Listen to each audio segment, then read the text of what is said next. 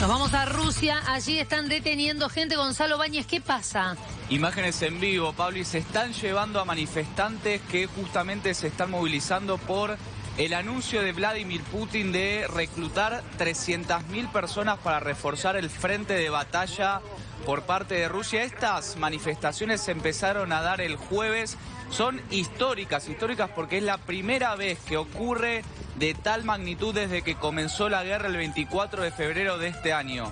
Estas imágenes que estamos viendo ahora son en vivo, son de San Petersburgo y de Moscú, las dos ciudades más populosas de Rusia y donde se concentran la mayor cantidad de manifestaciones.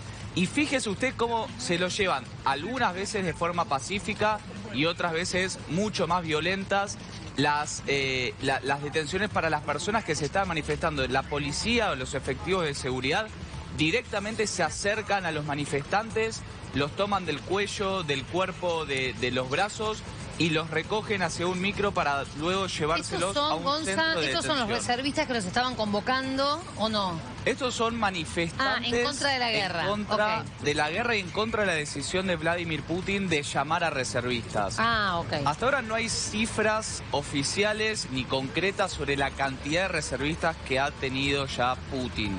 A ver, él llamó a 300.000 personas. Se calcula que en Rusia hay 25 millones de personas que hicieron de forma obligada el servicio militar una vez que finalizaron la universidad.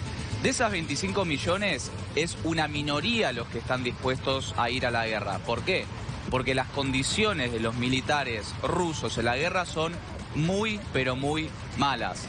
Viene el invierno, no tienen comida, no tienen abastecimiento, no tienen arma y están viendo cómo Ucrania está avanzando sobre ellos. Entonces dicen, yo no quiero ir a la guerra porque ir a la guerra es hoy casi sinónimo de morir.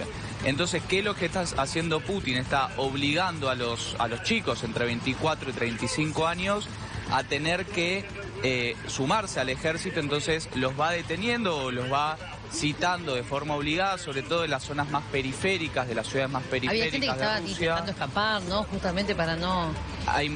Las fronteras, por ejemplo, con Finlandia están desbordadas. Ayer Finlandia informó con cifras del jueves, que son las cifras consolidadas, que en un solo día se habían duplicado la cantidad de rusos que se estaban yendo de Rusia, porque justamente no quieren ir a pelear a Ucrania, no quieren pasar a formar parte del ejército. Y estas organizaciones son convocadas por organizaciones justamente independientes, muchas de ellas defensoras de los derechos humanos en Rusia, muchas de ellas también seguidoras de Alexei Navalny. Es Alexei Navalny el líder de la oposición, hoy encarcelado, y tal vez la figura más importante en contra de Vladimir Putin, que Putin lo metió en la cárcel y sigue en la cárcel.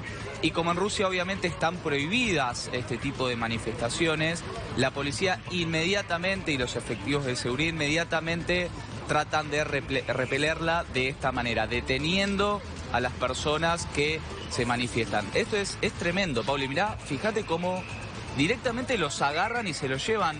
Ahora estamos viendo imágenes pacíficas porque también no hay tanta gente tal vez. El jueves se dieron marchas en al menos 38 ciudades.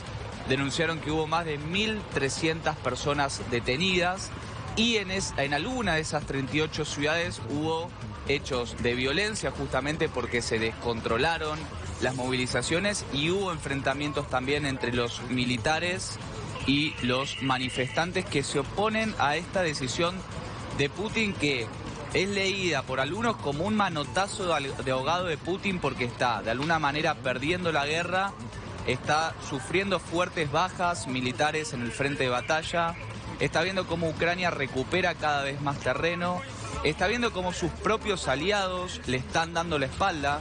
Esta semana el primer ministro indio y Xi Jinping, el presidente chino, públicamente, que esto no es menor, criticaron a Vladimir Putin de forma medio indirecta, pero dijeron que este no era momento de guerra y Putin se está quedando solo en un contexto cada vez más adverso para él sobre la guerra.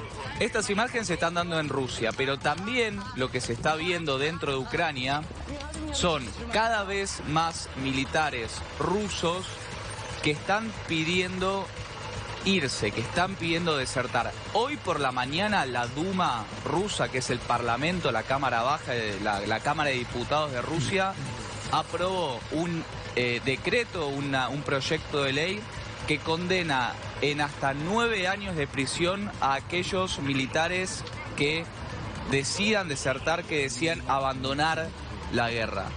Además de esto, esos militares están llamando de una forma bastante extraña, pero bueno, también habla de la guerra acá en el 2022, a través de unos canales de comunicación, por ejemplo en Telegram o en Twitter, donde se comunican directamente con personas, familias o autoridades ucranianas para manifestarles que quieren abandonar el ejército ruso, y a través de esos canales tratan de canalizar justamente su salida del batallón del Kremlin.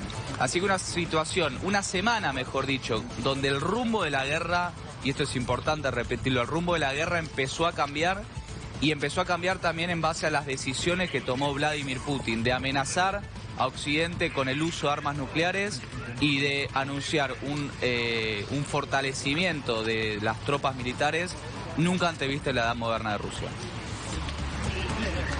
Bueno, vamos a estar atentos en esto que está sucediendo ahora allí.